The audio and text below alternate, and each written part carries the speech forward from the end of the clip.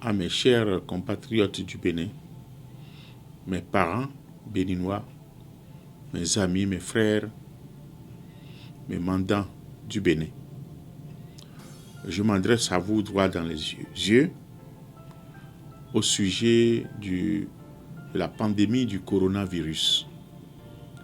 Cela a commencé dans les autres pays. Nous avons commencé à apprendre à travers les médias. Beaucoup n'y croyaient pas.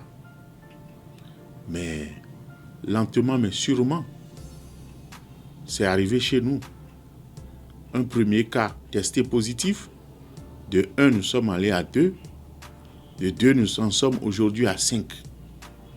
Heureusement, notre gouvernement a pris les taureaux par les cornes et a pris les mesures, a lancé les mesures préventives qu'il faut. Il faut que nous y croyions. Les pays qui n'y ont pas cru, vous voyez, aujourd'hui sont en train de payer le prix cher. Je veux parler de l'Italie, où quand ça a commencé en Chine et dans quelques autres pays, les Italiens vaquaient sans gêne et librement à leurs activités, n'y croyaient pas. Mais aujourd'hui, vous voyez, près d'1 millier de morts chaque jour. Nous n'allons pas accepter de vivre cette tragédie. Pour qu'il n'en soit pas ainsi pour nous au Bénin, je vous en conjure, mes chers compatriotes, mes amis, mes parents, croyons que c'est une réalité. Parce que nous avons des parents de partout dans le monde qui nous appellent, qui nous disent c'est une réalité. Prenez-vous au sérieux.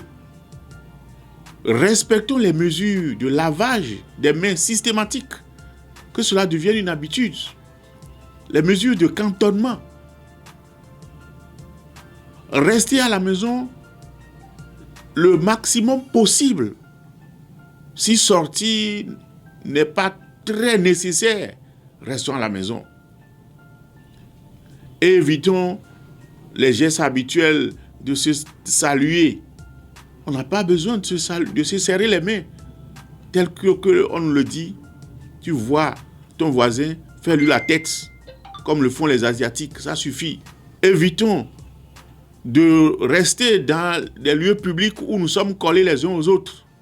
Même à la maison, respectons la mesure de au moins 1 mètre de distance.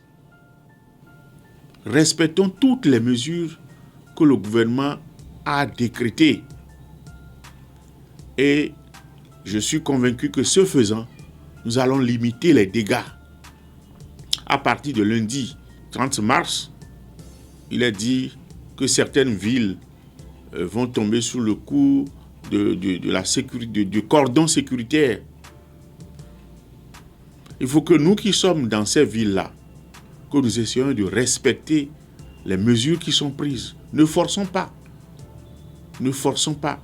Cela y va de la sécurité de nous-mêmes personnellement et de l'ensemble des Béninois collectivement.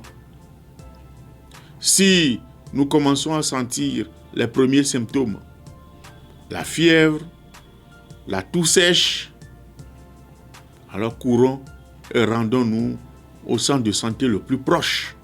Et ceux qui sont touchés, qui sentent ces signes, ils s'astreignent à l'auto-isolement.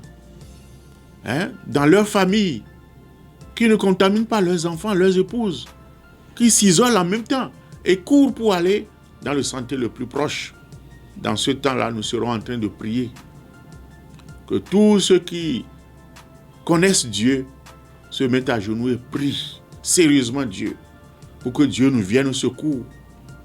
Parce que moi, je suis croyant et quelque part, la parole de Dieu dit qu'en vain les gardiens gardent la maison si l'Éternel ne veille. Si Dieu veille sur nous, c'est lui qui donne la santé, c'est lui qui donne la vie, c'est lui qui nous protège et nous protégera.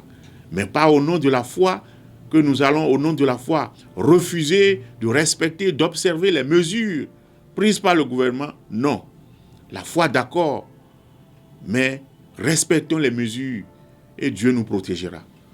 Et je suis convaincu, le Bénin ne vivra pas cette tragédie que je vois les autres pays vivre où des milliers meurent chaque jour, où je vois des cercueils alliés parce que les gens sont morts, nous ne vivons pas ça, mais à une seule condition, que nous prenions la chose au sérieux, que nous prenions conscience et que nous respections les mesures qui sont prises et que nous invitons nos proches à respecter les mesures. Ensemble, mobilisons-nous pour bouter hors du Bénin la pandémie du coronavirus en nous astrayant à toutes les mesures prises par le gouvernement. Je vous remercie.